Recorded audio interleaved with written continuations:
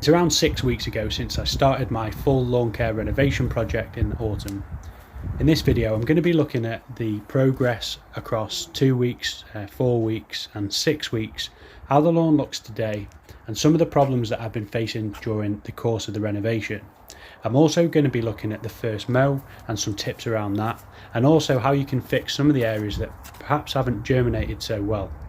I'm also going to be applying the first feed. So this video is really going to be packed into the next part of your autumn renovation plan. I'll link the first renovation plan in the card above, where you can see here I stripped the garden right the way back to its basics. That's been a really popular video, and stay around for this one.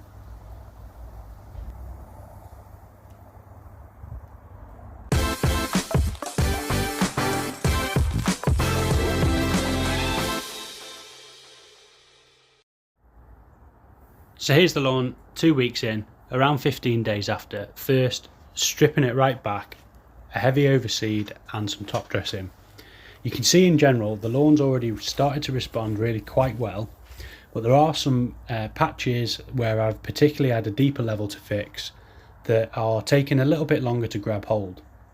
It's also worth noting, just after I reseeded, we've had huge amounts of rain. I think it was one of the heaviest rainfalls in October ever on record, but we've really had a significant amount of rain, and this might have impacted some of the results, both in terms of almost overwatering the seed, but also maybe some of the washout in the areas on the edges of the lawn where I can actually see the seed has moved off the lawn and into some of the beds.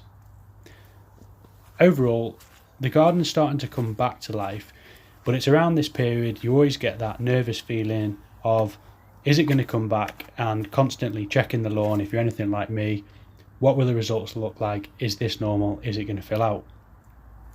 Normally it does fill out, you just need to give it some time.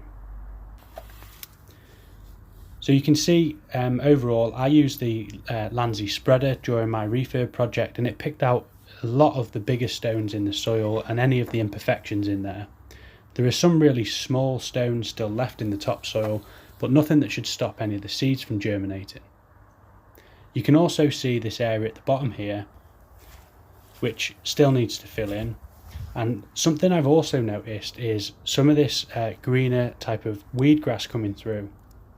Now this could be a number of different reasons, in that I actually held back quite a bit on the fertilisation before I started the lawn, as I didn't want the old grass to compete too much with the soil. And maybe these weeds have sort of been able to thrive while the new grass has been stunted a little bit, and you can see them much lighter in colour and probably double the length. You can see some spots that just need filling in.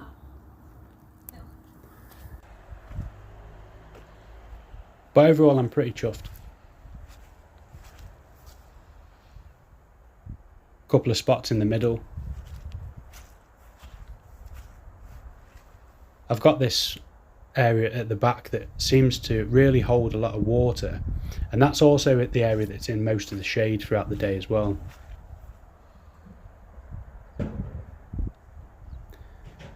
So the next part, I want to talk to you about giving the seed its first fertiliser. Now you can put this down before seeding if you're seeding from scratch, or you can use it after seeding. I like to put it down a couple of weeks after seeding. You don't want to be using anything with iron in it here. This is a dedicated pre-seed fertiliser, which we're actually going to put down post-seeding. And the reason I want to put it down post-seeding is to allow the seedlings to establish, so they can benefit from the macronutrients and micronutrients in this fertiliser and not be too outcompeted by the existing grass. I'm also going to be showing you how I fill those bare spots in after the seeding, so stick around to the next part of the video.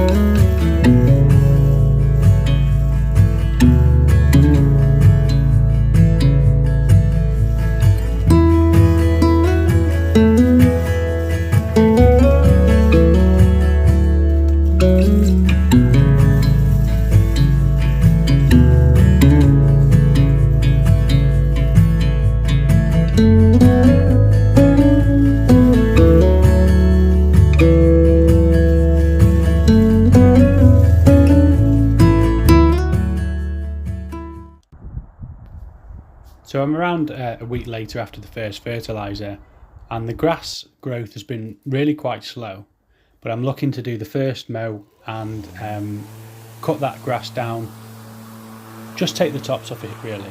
You want to be looking at doing your first mow when the grass is somewhere between 50 to 70 millimetres, which is a couple of inches high, and you do want to get back into some sort of regular mowing, because what this is going to do is just take the tops off the top of the grass and almost encourage it to bunch out and thicken up. Here you can see I've switched to the Bosch lawnmower because it's a little bit lighter weight and the ground's not been very favourable for mowing because we've had so much rain and water. I switched to the mower, the electric mower, so I can crank the height right up to 60 mil and also not leave too much of an impact on the grass, keeping a light touch.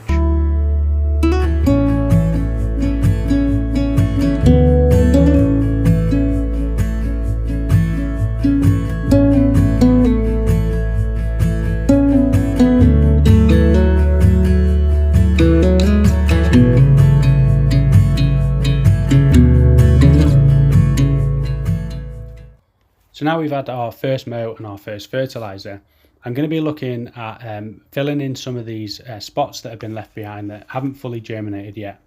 It's still early days, so some of the seed may well come to the surface and continue to germinate over the coming weeks. So I'm not in a super rush, but I've got enough seed and I've got some soil left over. I'm just going to give it a little second helping on some of these areas that have struggled.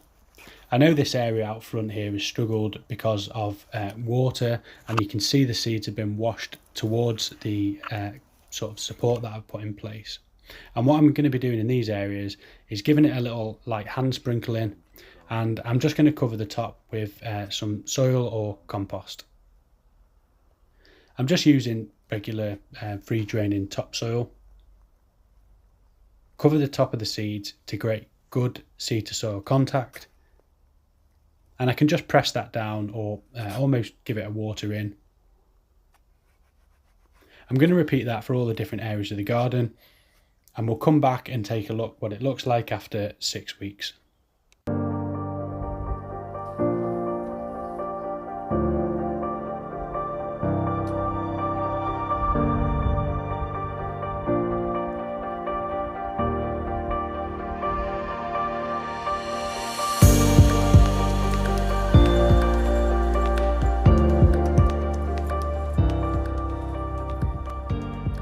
If you've enjoyed this video, please subscribe and give a thumbs up to this video, and leave a comment in the description below if you've performed an autumn renovation this year.